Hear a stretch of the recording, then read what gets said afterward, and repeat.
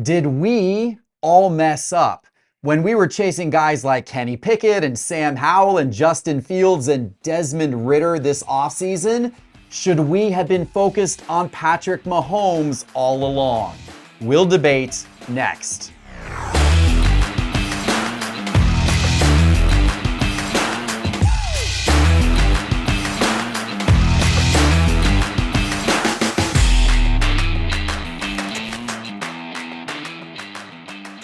Hello, sports card investors, and welcome to another episode of Cards on the Table on a very special day for us here at Sports Card Investor and Cards HQ, because this shop, Cards HQ, is opening to the public today. Today is our grand opening. We're about to go open those doors and hopefully have people filling in the aisles and shopping for cards and having a great time in our store. But first, we are here today to talk about what's going on in the sports card market. One of the big stories, of course, is that the Super Bowl is now set. We know the matchup. In last week's episode, we talked about what would be good for the sports card hobby, what teams should get there, what would be good. And Carter, you said you wanted to see it be the Chiefs and the 49ers because you felt that would be the best matchup for the sports card hobby.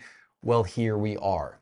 And as I look right now at the sports card market and I look at this matchup upcoming, I have to ask the question, did us and did everybody out there miss on Patrick Mahomes this offseason?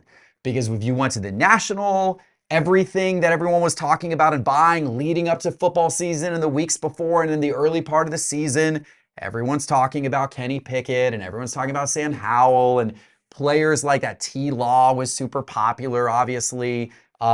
Justin Fields was very, very popular this offseason, Desmond Ridder, and you did not hear buzz about Patrick Mahomes. And in fact, Patrick Mahomes' prices were falling between August and December. During the football season, his 2017 Prism rookie card PSA 10 was down 40%. Down 40%. Now, this last 30 days, it is now up 50%. So now people are once again on the Patrick Mahomes bandwagon. But it is still down from where it was a year ago. So I ask you guys, did the hobby fall asleep on Patrick Mahomes? And was he the player that we should have been investing in the entire time? Carter, I'm going to start with you today.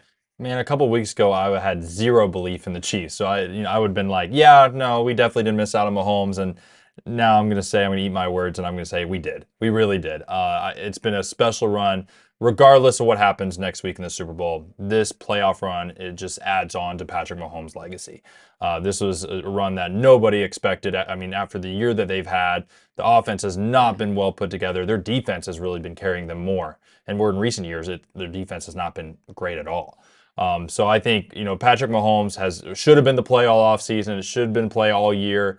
I think a lot of people missed out on probably the biggest opportunity that people are going to have to buy Mahomes now. This is going to be hard to do this regardless of what happens next week. You could have bought Mahomes at a discount. Yep.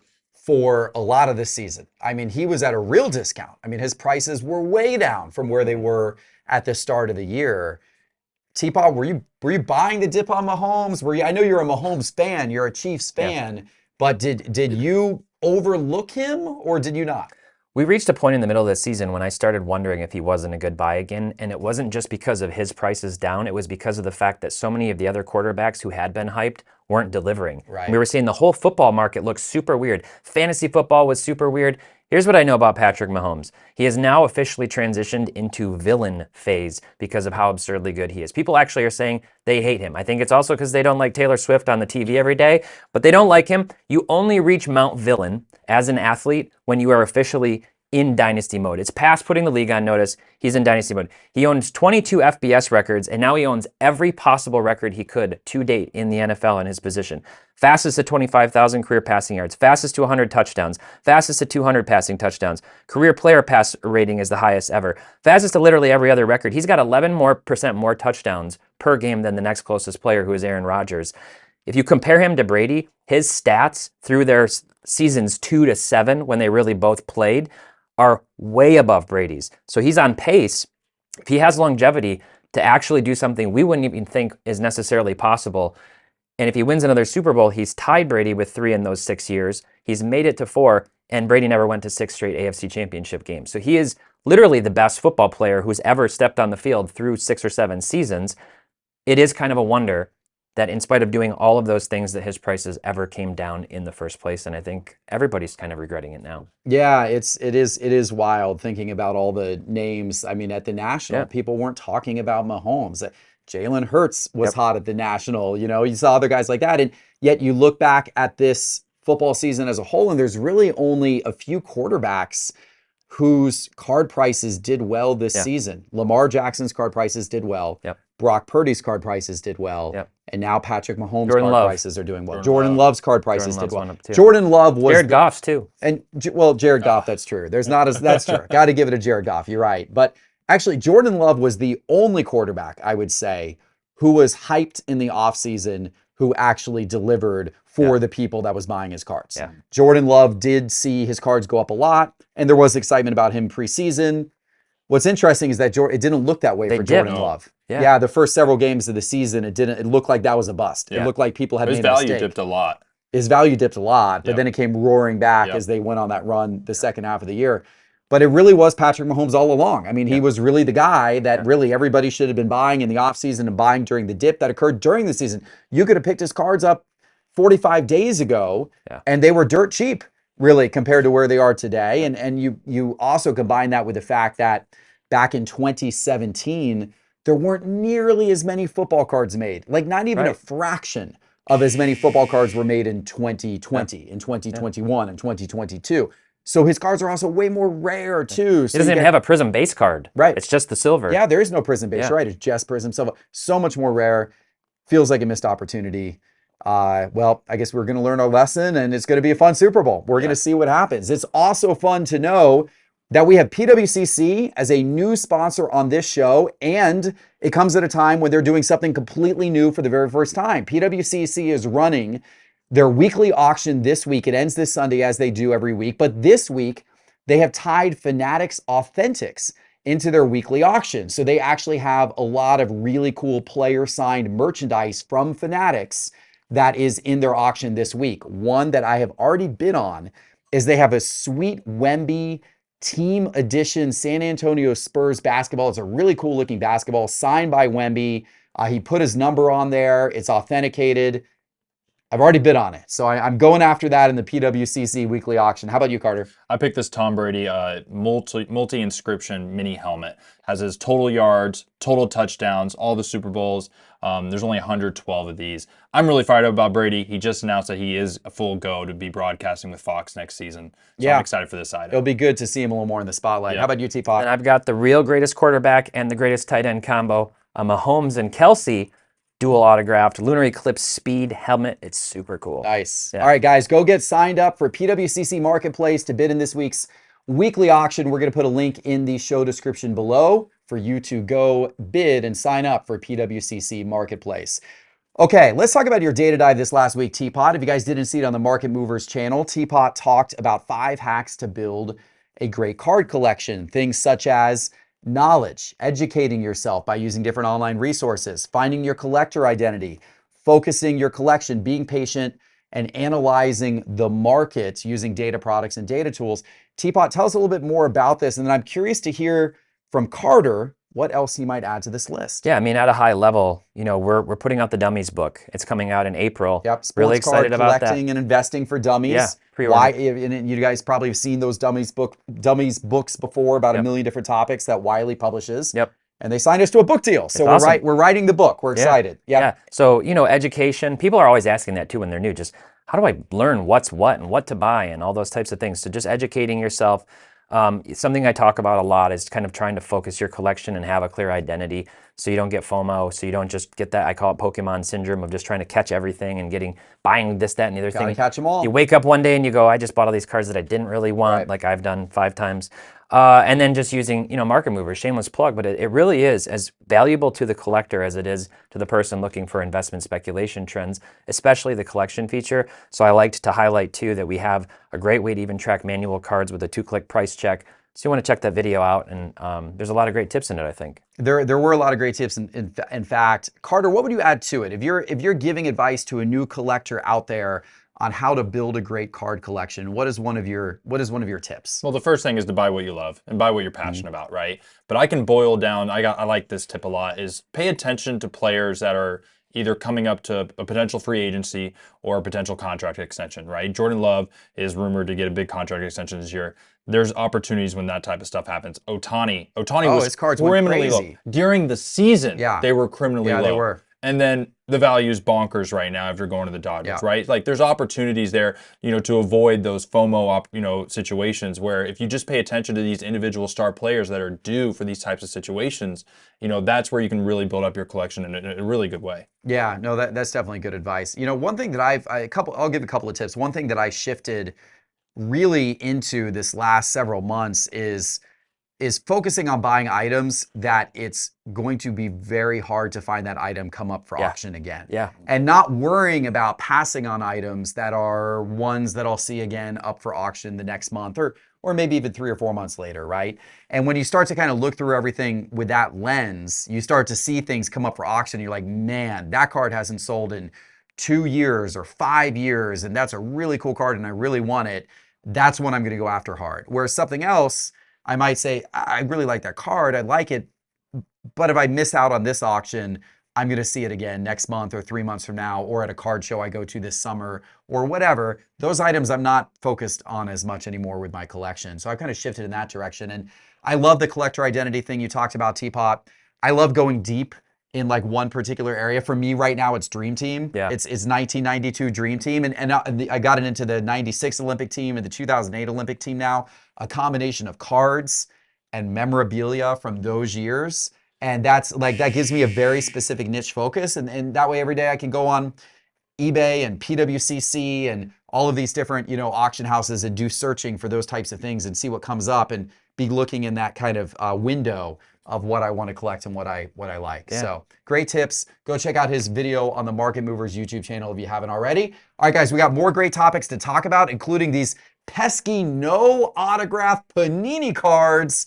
We'll be right back.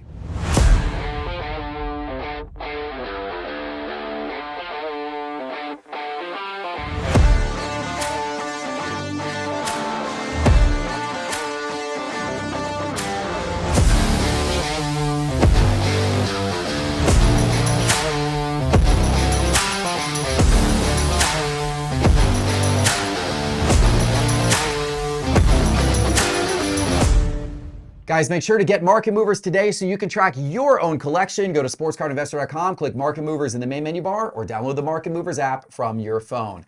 Okay, our first mailbag topic today, gentlemen, we have got to talk about what is going on with the Panini cards that are stamped no autograph. And this really came to our attention recently when Panini came out with these next day autograph cards in 2023 Donruss, and the Wemby card is in there. Everyone, of course, wants to chase the Victor Wembanyama card, but of course, Victor Wembanyama doesn't have an autograph deal right now with Panini. He's got an exclusive autograph deal with Fanatics and Topps. So Panini still made his next day autograph card, but in the area where he would normally sign the card, they stamped no autograph. And apparently this has happened with other players as well. I will be honest with you, the first time somebody posted the card, I thought it was a joke. I did too. I actually thought it was a meme. Early April Fools. I thought it was a meme. And then I learned this is not a joke. This is how the cards actually are. What's the reaction? What type of statement is Panini trying to make here? Teapot, I'll start with you. First day I came in here officially to work in our office at the new Cards HQ, my not-so-favorite ESPN commentator, Stephen A. Smith, was on the projector with the volume going, and I thought, this isn't the work environment I signed up for. I feel like I can hear Stephen A. Smith ramping up his vigor, saying, "This is disgusting. This is a travesty. They are laughing at us. This is an insult to the hobby." That's Stephen A. Smith playing in my head about this no auto card, where the design, frankly, on the next day autos was already completely underwhelming year over year. It's just like this plain card that somebody designed in Windows 95 with the first on-card autos available for athletes in their professional jerseys. And I still can't wrap my head. It's like cognitive dissonance. I can't wrap my head around it. And one of them sold for $1,000. $1,000 With no auto. with no auto. Just with I mean, this card, like you said, looks like a meme. I saw it on Lameme James's account. Right. I thought he was laughing at the fact that there were other things coming out that we've kind of raised our eyebrows at, like the curtain card. No, this is a real card that people are paying big money for. There's an infinite amount of cards I could think, just cards that I could spend $1,000 on before I would buy this card. Even if I were the biggest Wemby fan on earth, I'd be like, I don't need this one for my collection. I don't get it. I think there's plenty behind you, Teapot. Yeah. Is your reaction this bad, or do you think Panini was kind of clever? Maybe they're poking a little fun back at Topps and Fanatics perhaps, and pointing the finger back. This at is them a travesty by doing this. Well, we got to keep playing Stephen A. Smith. We were playing it this morning, if you heard it, in our speaker systems on the TV. But I'm actually going to give Panini a little bit of props here because this is a good attention right here. I think they did this purposefully. I think they knew that people were going to get upset about it. I think people were going to talk about it. I haven't really felt like I've talked about Panini a lot recently, so this kind of got me back on that train, and I'm paying attention to it now. I absolutely hate it. I think it's utterly ridiculous, and the amount that's already being paid for this card is just ridiculous. But I think you got to add it somewhere. You got to have Victor have some type of staple card in the set. That's the way they went. Is it lazy? Yeah. Is it good for attention? Seems like it so far. I'm with you. I think it was an intentional move for sure. I actually don't hate it. I think it's, look, they got this ripped away from them, the ability to get his autographs. I don't like any of the stuff that's happening right now with Panini and Fanatics both signing different players to exclusive auto deals and keeping them out of the other's products. Right. There's a big war going on right now, and collectors are unfortunately being caught in the gunfire path. Yeah. I don't like any of that, but basically Panini's kind of tried to acknowledge that and point the finger, I think, a little bit back at Fanatics on this one. It's within their right to do it. I guess it's okay. I'm not as offended as you are, Teapot. What do you guys think? Let me know in the comments below what you think of those Panini no autograph cards. Our second mailbag topic of the week, guys, is this past weekend was the Culture Collision show here in Atlanta. Coming a weekend after, there was a Dallas card show the weekend prior. Attendance was robust at both. We had good attendance at the Culture Collision show. Of course, we hosted the trade night here at Cards HQ, and attendance was wild here. We were at capacity the whole night, line out the door, 40-minute line out the door most of the night. Dealers seemed to enjoy the show. Dealers said they had a good time. Most dealers I talked to got a pretty good return from the show. They were pretty happy with it. The reports out of the Dallas show the weekend prior was that it was one of, if not the most crowded Dallas show in history. Seems like a really good start to the year. What was your reaction to these card shows, and what does that make you think about the state of the overall sports card hobby? I'm going to start with you, Teapot. I think Culture Collision's great in the sense of where being in Atlanta, and I don't say that because I'm here. It's so easy to get in and out of Atlanta. You got direct flights almost everywhere, and there's hotels all over, and the Cobb Galleria Center is actually a really nice venue, relatively speaking, for the event. And then being here for the location right up the road from that, it worked so synergistically. I heard a lot of really good things about the show. I mean, we were obviously set up there. I didn't walk the show floor a ton, but I heard from dealers that I was talking to. They were like, yeah, either the whole show has gone great or yesterday was slow, but today's been awesome. Saturday had a huge attendance. It was very, very busy on Saturday. Overall, I think the trade night that we hosted, that was the best trade night I've ever been to. I just had an absolute blast. It's so much better being in a card shop than it is being in a hotel, like sitting on the floor on the wall, getting your cards out and everything. So overall, it was a fantastic weekend. It felt like a really great way to kind of get ready for this today and this big opening of the shop and, setting the rest of the future. So I had a great time. I think everybody I talked to did too. And they're building a really nice thing on an annual basis. Yeah, twice a year now. It's They're not going to even do twice a the next Culture Collision. They're going to do it in September. That's right. They've now decided to do it twice a year, which is great. So hopefully you get a chance to come into Atlanta and experience Cards HQ and experience Culture Collision. The Wi-Fi worked. I mean, the Wi-Fi works. there's Amazing. What thoughts, Carter? I was there on Sunday, and it was crowded for a Sunday at Culture Collision. I was like, wow. I unfortunately did not really get to attend at all Friday, Saturday. I got to drop off our team that was running the show over there. But man, Sunday was crazy. And then the reports out of Dallas, Ryan, our partner with Cards HQ, told me at Dallas that one of the cops walked up to me and was like, dude, we're about to shut this down. This is going to be fire code capacity. It was just bonkers in Dallas. So I'm really excited. I think card shows is such a big part of this industry. It's such a big part of what we all do. And it's so much fun to go to wherever they are, small, big. I'm just super fired up about the industry right now with how these card shows are going. Lots of momentum, guys. It's a good time for sure. Let us know what you want us to talk about next week in the comments. We'll make sure to cover that. And in the meantime, hit like, hit subscribe, go get Market Movers at sportscardinvestor.com. Market Movers in the main menu bar. And guys, we got to go because we got to go. We got to go open up the card show. You ready? Yep, we got to go. Card store. Let's go. Cards HQ, opening day. See you guys later. Take care.